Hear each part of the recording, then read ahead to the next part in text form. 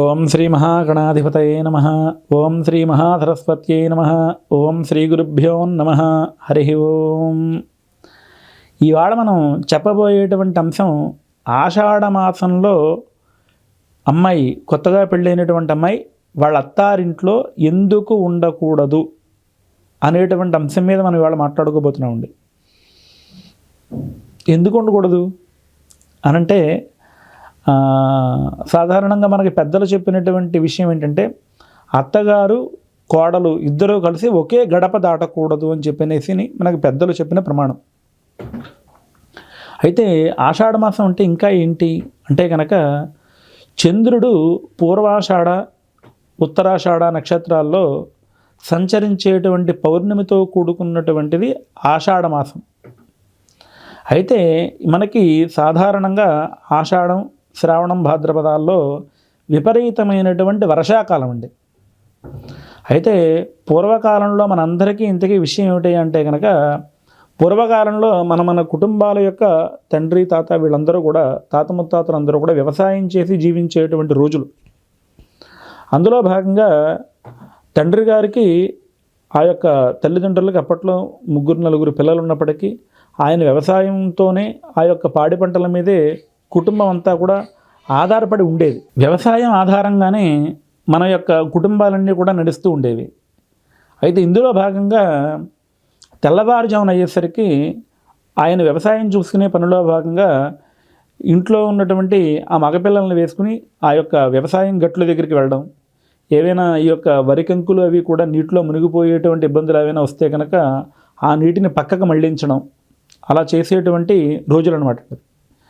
అయితే ఇందులో భాగంగా కొత్తగా పెళ్ళైనటువంటి ఆ యొక్క భార్యాభర్తలు వారిద్దరూ ఒక గదిలో ఉన్నప్పుడు, ఇక్కడ బయట ఎంత ఇబ్బంది వచ్చినా గమ్మని వారి తల్లిదండ్రులు వారిద్దరినీ కూడా కొంచెం అర్జెంటు నీళ్లు మునిగిపోతున్నాయని, లేకపోతే వ్యవసాయంలోకి చేలోకి నీరు వచ్చేస్తుందని, ధాన్యం తడిసిపోతున్నాయని వాళ్ళని లేపి వాళ్ళని ఇబ్బంది పెట్టడానికి కూడనటువంటి రోజులు అనమాట అండి అవి.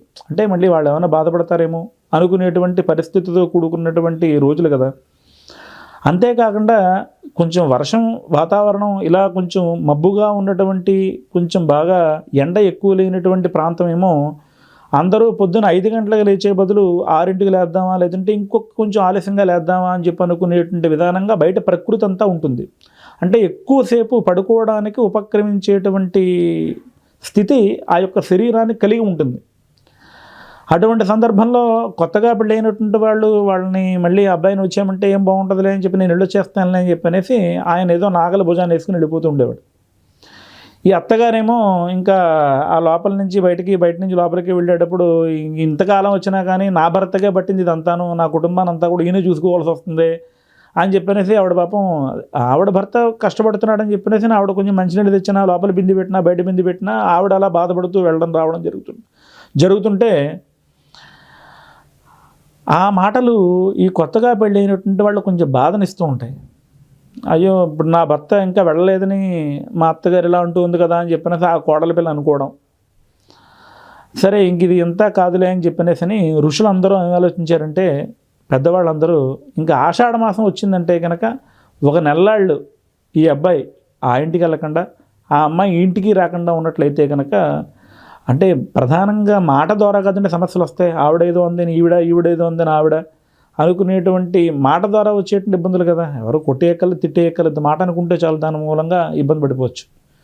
సో ఇంకా అలా ఇబ్బంది పడకుండా ఉండడం కోసం ఈ పెద్దలందరూ ఆలోచించి, ఈ ఆషాఢమాసం 30 రోజులు నువ్వు మీ అమ్మగారింట్లో ఉండమ్మా, ఒరే ఆషాఢమాసం 30 రోజులు నువ్వు మీ ఇంట్లో ఉండరా అని చెప్పినది వీడికి ఆ అమ్మాయికి చెప్పినటువంటి రోజులు అనమాట అండి. తద్వారా ఏం జరుగుతుందంటే కనుక ఆ నెల్లాళ్ళు కూడా ఈ యొక్క వ్యవసాయం పనులు అవి చేసుకోవడానికి ఇబ్బంది లేకుండా ఉండడానికి సంబంధించినటువంటి అవకాశం ఉంటుంది. అంతేకాకుండా ఆషాఢమాసంలో ఆ యొక్క చంద్రుడు ఎప్పుడైతే పూర్వాషాఢ నక్షత్రంలో ప్రకాశిస్తూ ఉన్నటువంటి కారణం చేత ఆ మాసంలో కలిసి సంతానం కలగడం వల్ల తద్వారా కొన్ని సమస్యలు గర్భ విధానంలో చెప్పబడ్డాయి. అంటే కొత్తగా పెళ్ళైనటువంటి వాళ్ళు ఆషాఢమాసంలోనే కలిస్తే వారికి సంతానం అనేటువంటిది ఏర్పడడం అనేటువంటిది ప్రారంభించబడితే దాని ద్వారా ఆ యొక్క పుట్టేటువంటి సంతానానికి ఏవైనా కొంచెం జన్యుపరమైనటువంటి లోపాలు ఏమైనా రావడానికి అవకాశం ఉంటుందని చెప్పనేసి కూడా కొన్ని పురాణ ఇతిహాసాలు మనకు చెప్పబడి ఉన్నాయి. అంటే దాని మూలంగా ఒకసారి కొంతమందికి మాట ఆలస్యంగా రావడం, కొంతమందికి శరీరంలో కొన్ని అవయవాలు సరిగ్గా ఏర్పడకపోవడం, ఇలాంటి సమస్యలు కూడా ఉన్నట్లుగా మనకి సైన్స్ చెప్తోంది. కొన్ని ఇతిహాస పురాణాల్లో కూడా చెప్పబడి ఉన్నాయన్నమాట అందులో భాగంగా. అందుకోసం పెద్దలు చెప్పినటువంటి విధానంగా మనం ఈ ఆషాఢ మాసంలో ఇలా దూరంగా ఉండడాన్ని మనం భావించవచ్చు. జై శ్రీరామ్.